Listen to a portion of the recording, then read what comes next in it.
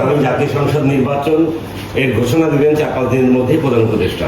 তো আগামী ফেব্রুয়ারিতে বলা হচ্ছিল এর আগে নির্বাচন হবে অথবা জানুয়ারিতে। তো কবে নির্বাচন হতে পারে এই নিয়ে আমরা সিরাজ ভাই এবং তুতু ভাইয়ের বক্তব্য শুনবো। এবং এনে একটা বাজিও আছে, এবং একটা বাজি তারা দিয়েছেন, অলরেডি বলেছেন যে 1 ভরি স্বর্ণালঙ্কার দেবেন যদি জানুয়ারির ভিতরে নির্বাচন ফেব্রুয়ারিতে যদি না হয় তাহলে সিরাজ ভাই দিবেন তাকে। আচ্ছা আমরা একটু শুনি তাদের মুখ থেকে।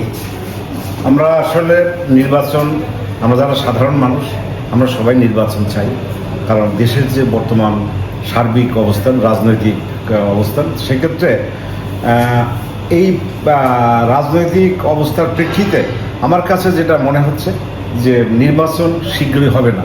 সেক্ষেত্রে আমি আমার কলিগ সিরাজ ভাইকে বলছি, যদি জানুয়ারির 26 নির্বাচন হয় তাহলে আমি তাকে 1 ভরি ওজনের একটা স্বর্ণের চেন গিফট করব।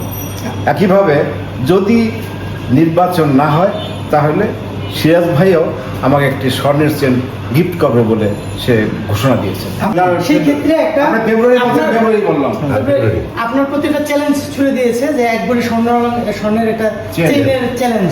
আপনি কি সেই চ্যালেঞ্জটা গ্রহণ করতেছেন কিনা? ডেফিনেটলি দাদা আমাদের বড় ভাই মানুষ, উনি ক্র্যাবের সাবেক ভিপি, উনি বলেছেন, উনি একটা চ্যালেঞ্জ দিয়েছেন, আমি অবশ্যই চ্যালেঞ্জটা গ্রহণ করেছি।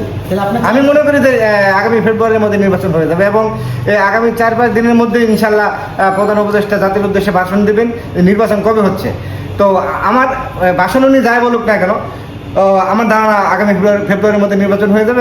আপনি কি সেই চ্যালেঞ্জটা গ্রহণ করলেন? হ্যাঁ, দাদার চ্যালেঞ্জটা আমি শুরুতে গ্রহণ করি। ফেব্রুয়ারির মধ্যে যদি ইলেকশন না হয় তাহলে আপনি তুতুদাকে 1 ভরি ওজনের একটা স্বর্ণের চেইন দিচ্ছেন? দিলাম, দাদাকে একটা স্বর্ণের চেইন দিলাম, তাদের সমস্যা কি? দাদাকে তো আমি এমনি দিতে পারি, আর একটা এনে চ্যালেঞ্জ করছে, এটা তো আমি চ্যালেঞ্জ শুরুতে গ্রহণ করছি।